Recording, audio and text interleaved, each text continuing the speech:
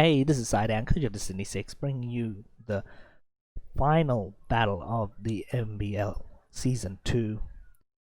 This is the Grand Finals, and my Grand Final opponent is the LA Infernape and their coach, King Sosa. I did say last week that this King Sosa and I being in the finals is kind of poetic. And the reason is because we both participated in the off season of the MBL, and we both made it to the finals. In there, I did win, but doesn't necessarily mean that I'm going to win this time around.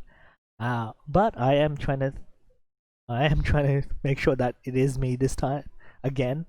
But who knows? He's got a really strong team, even more powerful than it was in the regular season. So yeah, before we get to the team builder, this may be the last video for the MBL, but I do have another league going on, the VGC league called the WWA. So if you want to follow my progress through there, you can check that out. You can just subscribe. Otherwise, I do release videos for that every like a day after this one. So usually 24 hours after the MBL ones. So otherwise, I also do want you to check out King Sosa's channel. He's he's one of the other players that records and posts videos for this league. And it's great that the grand finals is us two for that reason as well. So check out his side of the battle. I'll leave it in the description below. I'll probably remind you again to check him out at the end of the battle. But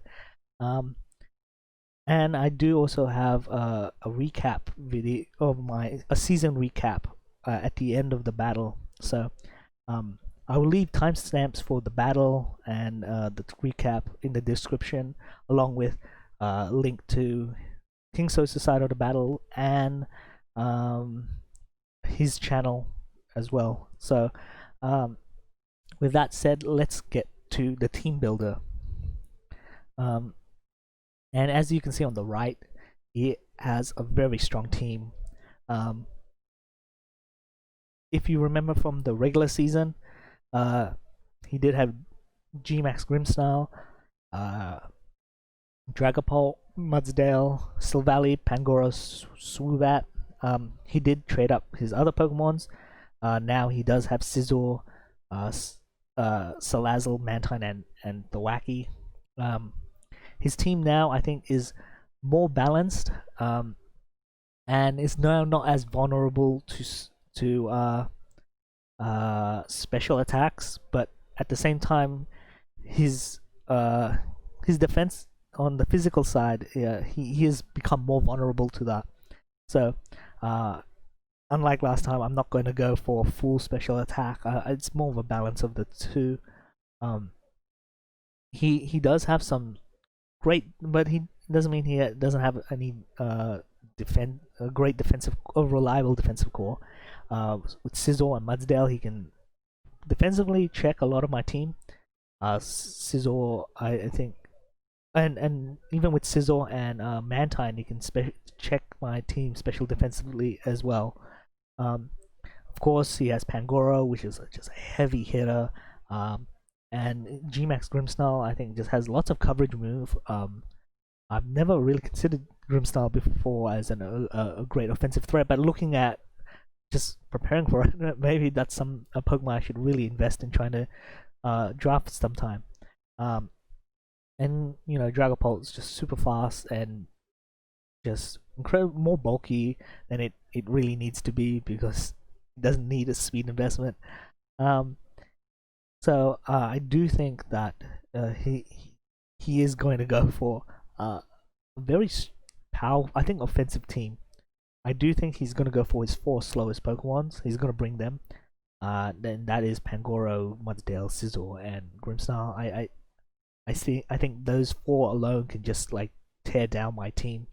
But I think just because of their slowness, I do think he's going to bring Swoobat as his Trick Room setter. I think Swoobat can be a reliable one with a Focus Sash. If not, he can just easily just do some shenanigan stuff like a trick, like a Klutz trick with Iron Ball or Lag Tail, and just like cripple one of my faster Pokemons. And then I do expect Dragapult to come in. He didn't bring it last time, but I think Dragapult will come in to just clean up. That said, I wouldn't be surprised if he brings Silvally or Salazzle. I'm not sure about the Wacky. I can see Mantine. I think, especially since I went with a very special heavy offense last time, but I don't see that happening really. But let's get to my team, and starting off with, as always, is Cinderace, but this time with an Assault Vest. I do go for a 4 attack. I mean, with Assault Vest, you can't do special status moves, so I might as well go for attack. Pyro Ball, Iron Head, Sucker Punch, and U-Turn, I think, just covers his team the best. I do go for 68 speed Jolly Nature. That's to outspeed Silvally. I didn't think I need any higher speed investment, especially if I am using the Assault Vest Cinderace, and I think with the Assault Vest I can take the hits of his faster Pokemons very easily. His Salazzle, his Swoobat. I can't, not as much Dragapult, but still Dragapult would. I can come in on Dragapult a few times before it becomes a real threat. 252, just max attack, just for maximize damage, and then the rest went into bulk, basically. So pretty simple. Well, the EVs are simple based on the fact that I have an Assault Vest, so, and just outspeeding Silvally as opposed to Swoobat or Salazzle. For my second Pokemon, I just went with a basic bulky attacking Crawdon. If he does go for Trick Room, Crawdon can underspeeds a lot of his Pokemon, and then can just hit them hard. I did think about maybe like a tricky Choice Scarf, like full speed Crawdon, but the more I thought about it, if Trick Room comes up, I'll just be completely unable to deal with it. So I needed something that can, and Crawdon was that Pokemon. Crabhammer knockoff, 2 stabs, close combat allows me to OHKO Pangoro and possibly Silvally, depending on what type it is. And I just Aqua Jet as a priority move because if he doesn't go for Trick Room, at least I have an option to attack with. Obviously 252 attack with Adamant Nature to maximize the amount of damage I can do. The rest just went to HP. For special defense, I think that's just, I actually just allowed Showdown to just choose that for special defense. I maybe should have put it on defense, but I think it's negligible amount at this point. With my third Pokemon is Flygon, and I actually went with a bulky Flygon with Citrus Berry. I do have Dragon Dance and Outrage. That's because if I can somehow get Grimmsnarl, and if I can get rid of Grimmsnarl and Scizor really early, I think a Dragon Dance Outrage Flygon will do tons of damage to his team. So I just went with that. Otherwise, I went Toxic, so at least I'm not useless when I don't have Grimmsnarl and Scizor dispatched off. And I have Defog just in case he goes for Stealth Rocks with his Mudsdale. He did bring it last time, so and I see no reason why he wouldn't have to bring it this time. So despite the fact, actually, he might not bring it because he didn't actually make any impact in the match, really, the Stealth Rocks. So, he didn't get an opportunity to set it up. So, but I go with full HP investment, 172 plus defense. I think allows me to just take a lot of his physical threats pretty well, and 84. Just the rest went into special defense. I did go with impish nature to increase the physical defense because I think that's where the most of the threat is coming from. Yeah. My fourth Pokemon is Raichu, static with a Focus Sash. This is probably going to be my lead Pokemon. It worked pretty well with the semifinals match, and I think it can work well here. I went with Fake Out, so I can at least scout if there's any switching. Otherwise, just free chip damage. Volt Switch, just so to gain momentum. Grass Knot, so I have something against Mudsdale.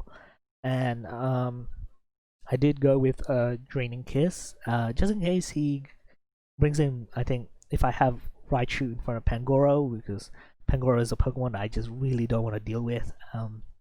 And I could just Draining Kiss, do tons of damage. If it's already chipped, it will knock it out. Otherwise, it could do some chip to Grimmsnarl, it can do some chip to Dragapult, but it's mainly for Pangoro, really. For my fifth Pokemon is Togekiss. I didn't notice I left the colon on the HP there. EVs, but it's 4 HP on EV HP. Max EV in special attack. I went 140 speed with Timid Nature. That's to outspeed Sizzle or Jolly Sizzle. And the rest just went into defense, just so I can take physical hits. I think, as it is, I can take special attack hits pretty well. I don't need so much investment. Anyway, I do have heavy duty boots just in case I can't get rid of the stealth rocks, and I need Togekiss. Serene Grace, just so I can, with his faster Pokemon, at least I can get the flinch chance. I do have Morning Sun, and that's because my last Pokemon is a Sunny Day user, so the extra HP gain could be useful. Otherwise, outside of Sun, it's still 50% as opposed to Roost. I don't see him actually bringing up any other weather that will reduce Morning Sun's abilities to heal, but yeah. And S-Slash, Dazzling Gleam, covers all his team neutrally or super effective. Flamethrower is there for Sizzle in particular. So, yeah, I think that's Togekiss build. I don't know if it's a simple build, but it's Togekiss build. And the last Pokemon is Venusaur, Chlorophyll Venusaur with Life Orb. I do have the Sunny Day, so I can set myself, so I can activate my own Chlorophyll ability. I went with 148 speed so that I can outspeed. I'm pretty sure it's to outspeed Sizzle outside of Sun. No, actually, I'm not sure now. No, I think it is. I think it does outspeed Sizzle outside of Sun. Giga Drain, Giga Drain and Sludge Bomb are the stabs, but they're useful G-Max max moves as well. Vine Lash for chip damage, Ooze for increasing my special attack. Weather Ball is basically fire type under sun, and that allows me to actually deal with Sizzle. Otherwise, Sizzle would just outright wall G-Max Venusaur. So I do go for 252 plus special attack just to maximize damage. The rest just went into bulk. Pretty simple. So that's a team builder. That's a team. Let's just check out the match. Okay, so it looks like my opponent brought Dragapult, Mantine, the Wacky, Mudsdale, Sizzle, and G-Max Grimmsnarl. Now, I was surprised that there was no Pangoro in here. I was pretty certain Pangoro was gonna come. It's I thought he might have gone Swoobat because I knew he was gonna probably bring his 4 slowest Pokemon. But there was a Trick Room option there, but I brought Mantine and Thwackey instead. So in terms of leads, I originally had Raichu as my lead, as a dedicated lead, but looking at what the team he brought, I think Cinderace was the best lead I could go with. I have options with whatever lead he went, so I did decide to start off with Cinderace, and honestly, that lead with Cinderace I think does pay off. That's because he does lead with his Scizor, so I immediately have the pressure from the onset, so offensive pressure on the onset.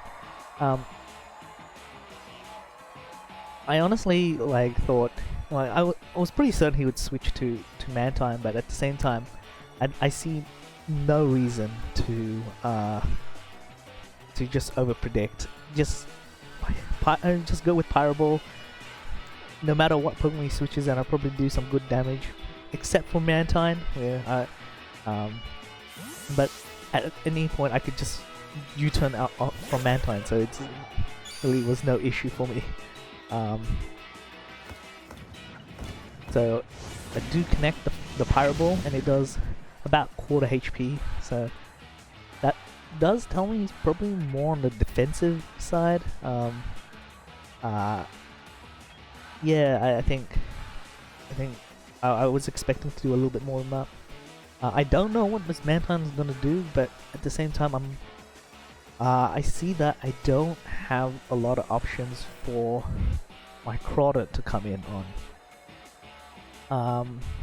So I thought, look, Mantine's probably the best Pokemon my Crawdad can go in, besides probably Mudsdale, but then Mudsdale also has the Bulldoze and close combat potential, so I didn't really want to do that. So I do decide to U-turn out and bring in Crawdad, because what's most likely he's going to do Scald, but to my surprise he goes for Earthquake. I think trying to predict onto my Raichu there, and you know what, I couldn't ask for a better result for that. So I decided, just go for Knockoff. What literally does tons of damage to whatever his Pokemon is, except for Grimmsnarl. But Grimmsnarl, obviously, I don't think he would appreciate losing an item for his Grimmsnarl, depending on what it is. If it's offensive, I think that having an Expert Belt or Life Orb, it probably will need that to do the damage it needs on my Pokemon. If it's on the defensive side, obviously, he did go for Assault Vest last time we faced, so that helps with my Togekiss dealing with it. So, Knockoff, safest move, immediate pressure. Went with Thwackey, which I can understand. If it survives, you can do a Grassy Glide and essentially pressure my Crawdad straight away. But we're talking about a Choice Band boosted Knockoff, and so yeah, that Thwackey wasn't gonna survive. But at the same time, I was a little bit upset with that because I think Thwackey was probably the best Pokemon to get my Venusaur in and set up a sunny day. I did plan around doing that in front of Mudsdale, but Thwackey would have done less damage than Mudsdale, and I think it would have been safer. But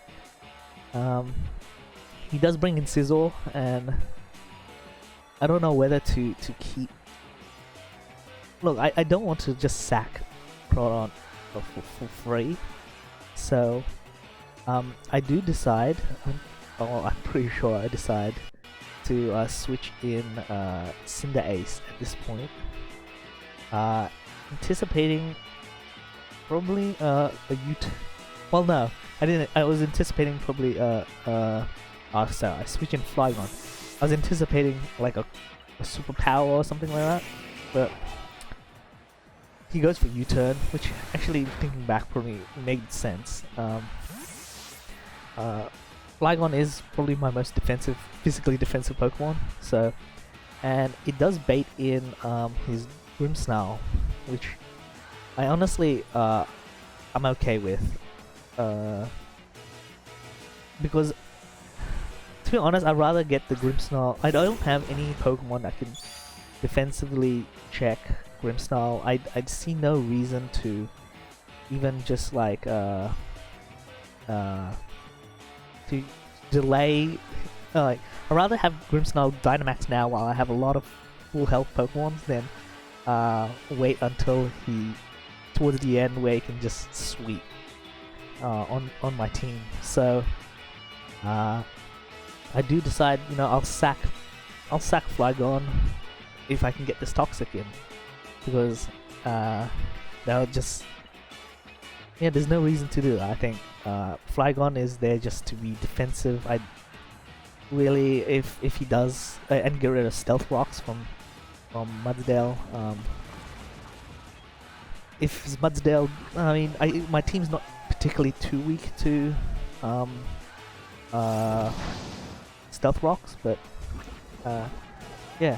But lucky for me, went for Fire Punch. I think anticipating on a Venusaur switch in. So at this point, I'm thinking he's obviously just gonna go all out, and even though I was willing to sack Flygon, Crawdon really is probably my most expendable Pokemon. So I do switch in Crawdon, anticipating he's gonna go for Max Starfall. Actually, not necessarily Max Starfall. He probably could have gone with Max Hail, which he used last time. But I was just anticipating a super effective hit on Flygon, and he does go for the G-Max moves, which I'm like, okay, that's fine by me, to tell the truth. Because like I said, I am planning to just sack Crawdon at this point. Obviously, Grimmsnarl is faster than me, so even though I would prefer to use Crab Hammer or something, but I have to use Aqua Jet just to at least get value out of this sack. So I go for the Aqua Jet, and I do some pretty good damage actually. More than I thought. Goes for Max Quake, which actually surprised me a bit. I was a little bit annoyed with that because I don't know whether he prepped that in terms of because I did use a very specially offensive team last time. I used more of a balanced team this time, but yeah, my team is still a little bit like special attack inclined. So at this point I decide, you know, I'll just go with Raichu, and my aim actually here was I was gonna go Raichu Volt Switch, hopefully baiting in another Max Quake. So switch out, get Flygon back in. Oh no, it's actually, at first I was thinking get Togekiss in, but then at the same time I thought, I was starting to think of Togekiss probably has more value to the team than Flygon, just in case he does predict what I'm doing. So even though when I switched Raichu in, when I did that Volt Switch, I did decide to go with Flygon instead. Even though, like, because I rather, like, he doesn't predict Max Quake, I avoid any damage, and honestly, I rather he actually fainted Flygon at this point than Flygon surviving, so I can get Venusaur in safely. But that didn't really happen, so I was a little bit annoyed there. At this point, I do decide to bring Venusaur in, because I don't see an opportunity for Mudsdale to come in on my Pokemons. I could try to bait it with Raichu, but at this point I thought whatever attack he's gonna go, I think Venusaur. I thought he was gonna go for a Fairy type move, and I think Venusaur would have taken the Fairy type move pretty well. I could just max at that point and just proceed to do heavy damage, but he does go for Foul Play, and actually does a lot more damage than I thought it would. So that was kind of annoying. At this point, I was contemplating whether I should Sunny Day or should I just outright attack, and because I don't want a Sunny Day and then get hit by a Fire Punch and end up probably just fainting a short time after. So I do just decide to go Sludge Bomb, and hope that my Venusaur gets another chance at setting up Sunny Day. At this point, I'm pretty sure he brings in Sizzle, because there's actually no reason. Sizzle pretty much, without Sunny Days, Sizzle pretty much hard counters Venusaur. So I see no reason why he wouldn't bring it in. And I can't risk him having like a dual wing beat and just outright fainting my my Venusaur. So finally, I do think that this is the time Flygon can actually just get sacked, and as anticipated, it does. Like Flygon just gets sacked for just positioning. Really, it's like see what Pokemon he brings in. Now I don't recall what Pokemon he actually brings in at this point. But at this stage, like, I'm pretty happy with my with the game so far. I don't necessarily have the full what do you say, control of the. I don't think I'm necessarily on top. Oh no, wait, I think I'm on top, but not that much. So at this point, I'm thinking he's going to switch to Mudsdale in anticipation on me using an electric move. But I do go with Fake Out. It's just a super safe move. I'll just cover whether he wants to stay in or switch out. He doesn't switch out, so I don't know whether he decides to switch at this point. I am thinking he might switch to Mudsdale, but I do decide to just Volt Switch at this point, because I see no reason why not to go with it. If he does go to Mudsdale, I can just follow up with Grass Knot after on the following turn. In anticipation, I was thinking he'll probably use Stealth Rocket this time, at this point, and with the Focus Sash, that means that my Raichu can just outright beat Mudsdale. Assuming that, like, I just Grass Knot also just to anticipate, to gauge what kind of investment he has in his Mudsdale. And the fact that the Grass Knot is not going to be two hit KO does tell me that Mudsdale is probably more specially defensive. I do anticipate. I was thinking whether he was going to Earthquake at this point, and I was pretty confident he would Earthquake, but I didn't want him to try to predict and go with Heavy Slam and just damage, just do tons of damage onto my Togekiss, which I think can do more for the team than Raichu at this point.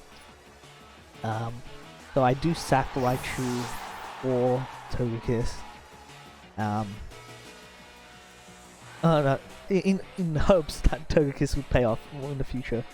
I do decide to go with Cinderace because I believe Cinderace can take down any Pokemon that he has. No, sorry, can take down Muddale, and then I'm just be in a good position with whatever his Pokemon that he sends in after. So I do go for Iron Head. He is at +2, so I'm gonna admit I was a little bit worried whether that Iron Head would faint Mudsdale, but it does, and it paid off, I think, because I don't think there's a lot of Pokemon that he has that can really just stay in on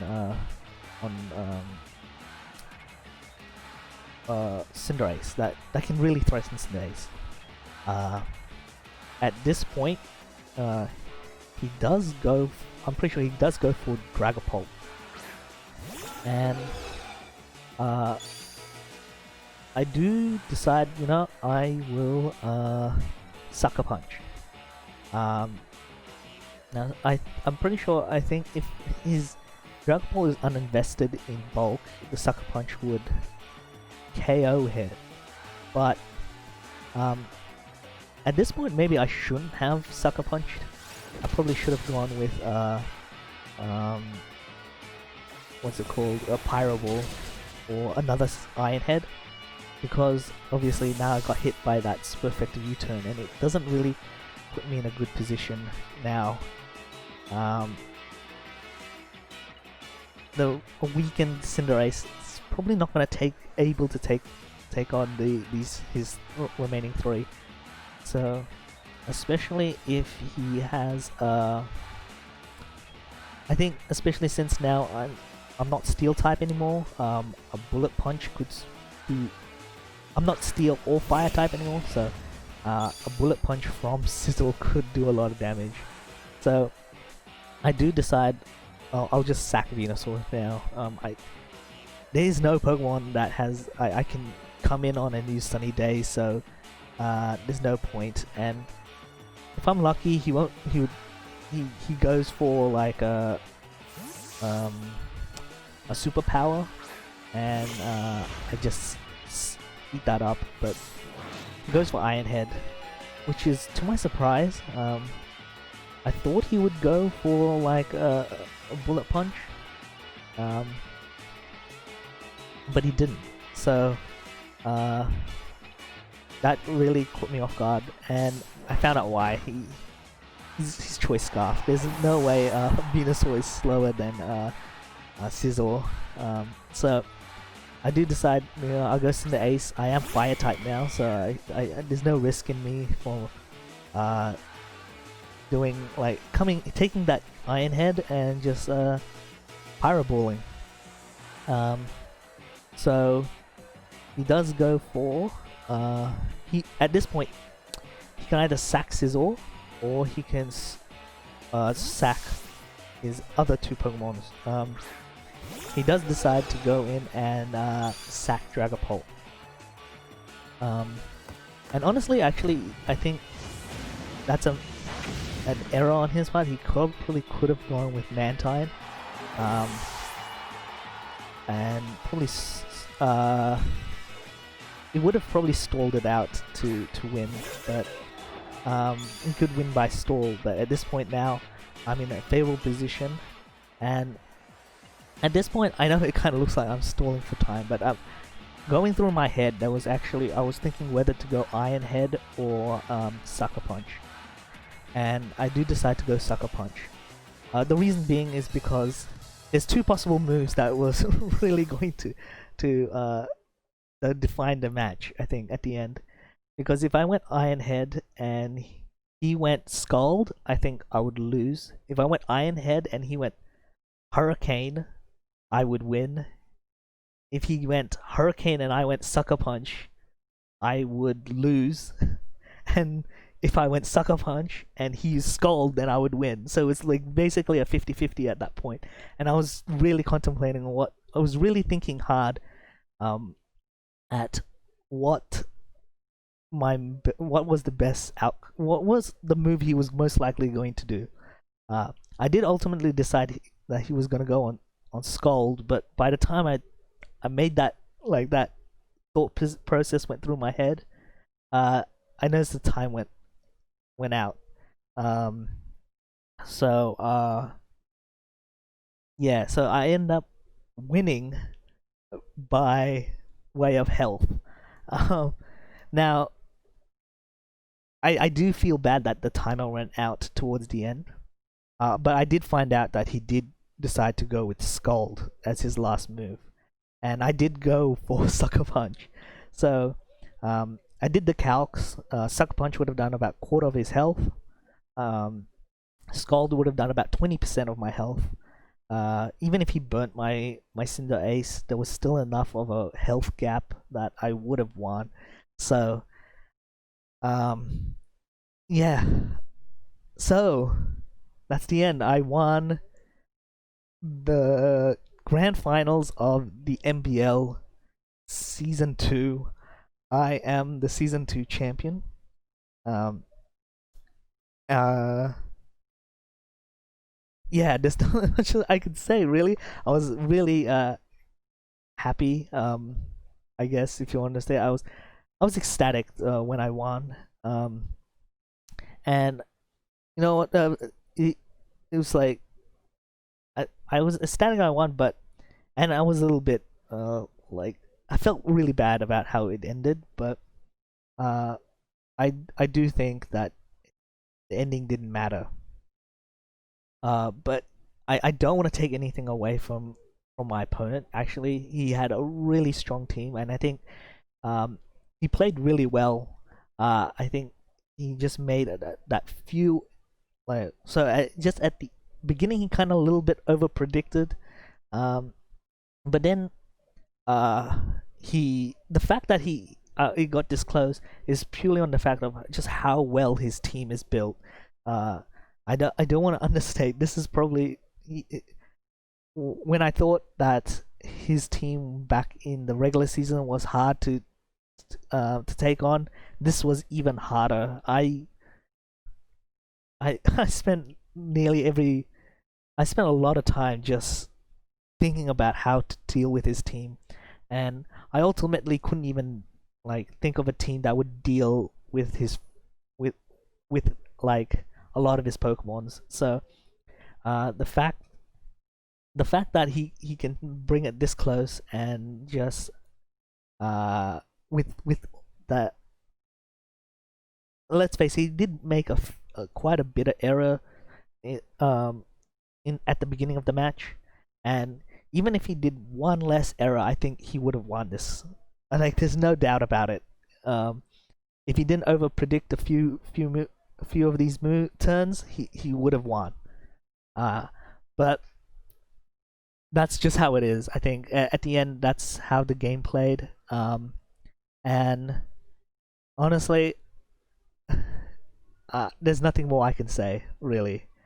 I am gonna have like a season recap just right after this. So, but if you like, it doesn't. If you're not interested in what my thoughts on this, my performance in the season is, you can just click out.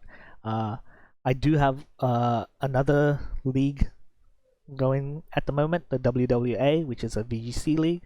So if you want to follow my progress through that, in that league, feel free to subscribe. I do release videos for that league at the same time each week, so you can either just follow that schedule. But yeah, so let's just move on to actually, before we move on, I do want to say that you should check out King Sosa's side of the battle, and his YouTube channel. He actually in quite a lot of leagues himself. He does way more leagues than I do, so that's maybe into a factor of why I have more time dedicated to this match than he did. So, but he has you should check out his videos.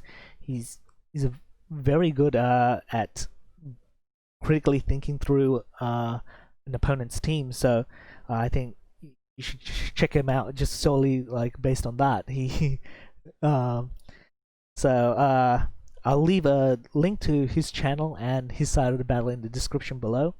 Yeah, and off to the recap. So here is my gonna be a quick recap of the season, my thoughts about the team. But as you saw, or if you've skipped to this part, I don't know why you haven't seen the battle, but we won. We are the champions of the MBL Season 2, Sydney 6. And this was mostly done, I think, I had a really strong team. I think it was a team that it was difficult for my opponents to face, and so I think a lot of my wins are attribute to just my roster, I think, and the actual battles themselves.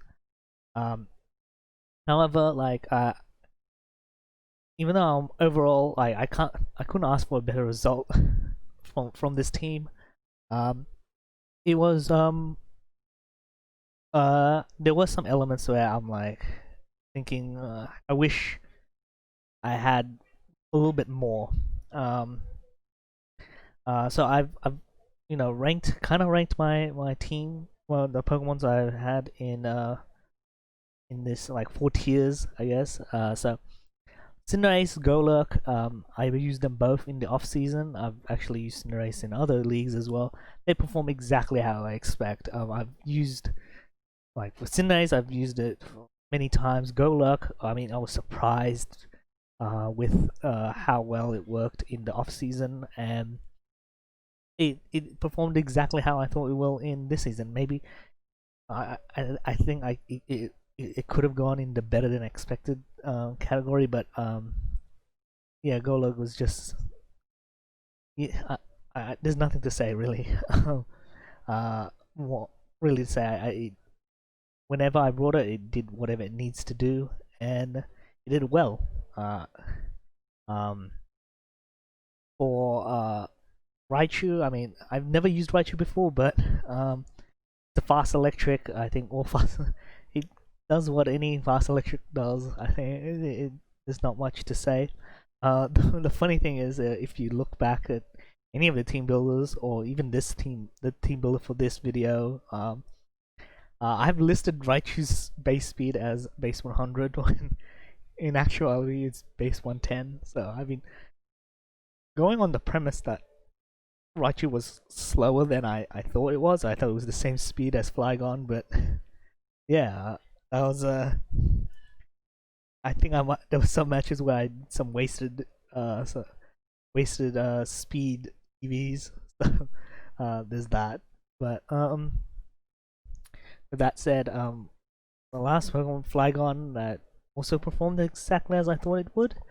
I've never really used Flygon, but like a physical dragon, I think does, and a ground type. I think I didn't do anything exceptionally more better than I expected. And it never underperformed in my opinion. Like when whatever job I had, whatever role I had for Flygon for a particular match, it always did what it needed to do. So that's fine. Crawdon and Slowbro, especially towards the end, these two just perform way better than I thought. I was excited to use both of these Pokemons, and they did not disappoint. Like, whenever I used them, it was just like I knew with Crawdon I could get, like, it just would dent any team. I knew bringing it could just like destroy any Pokemon it's front of. A Slowbro just surprisingly just did so, just take in so many hits, and the fact that I used it to sweep in one of my matches is was also like a surprise for me. So those two, I just honestly, I can't wait to use these two again. I don't know if I'll use both of them again soon, but I do like to explore what Pokemons I use. So, but they're definitely like if I need a Pokemon that I can rely on, these two would probably ones I would add to my Pokemons I want to draft. Um, Gmax Venusaur, even though I really like Venusaur, Gmax Venusaur was just not working for me. I think it's that shallow move pool that really hurt Venusaur, and the fact that I think Venusaur is a great defensive Pokemon, especially with Slowbro. I think with those two, they cover each other's weaknesses very well. It's just that when I had Gmax Venusaur, I feel like I needed to be more offensive than um be more more offensive, and so it kind of cuts away at that. If I was to get Venusaur again, I'd probably get a regular Venusaur, but um when I did bring it, it did do well, but honestly, there was just more times I was thinking I'd rather have another Pokemon than Venusaur on my team. Togekiss, funny enough, it's Togekiss was probably the other Pokemon I bought pretty much every single game. I don't know. I think there might be one match where I didn't bring Togekiss, but um, each time I bring it in, I like when I do the calcs, it feels like I can take on these Pokemons, but when it came to the actual battles, it always seemed like it underperformed. Um, uh, I didn't even bring it for this last match, even though I decided to the more offensive version. But yeah, I don't know. I've I enjoy Togekiss. I like Togekiss as a Pokemon. It's one of my favorites. But as a fairy type, like on my team, I've had better experiences with other fairy types. Um, I'm not gonna discount. I probably will draft Togekiss again, but maybe with a team that had better with like more defensive options, because I think I end up having Togekiss being my defensive Pokemon. I'm relying on Togekiss to be my defensive Pokemon more than really should, despite having great offensive stats. Um, Also, Escavalier. I don't know. This like Escavalier. I think I'm just not used to having a Pokemon that can't reliably heal and have great defense. Uh, Obviously it did take in hits like well, but then I always find myself when I'm doing calcs, it's like, especially the physical attacks, I feel like it just wasn't like taking them well. On the special side, sure, like a lot of special attacks are generally weaker than physical attacks. And the fact that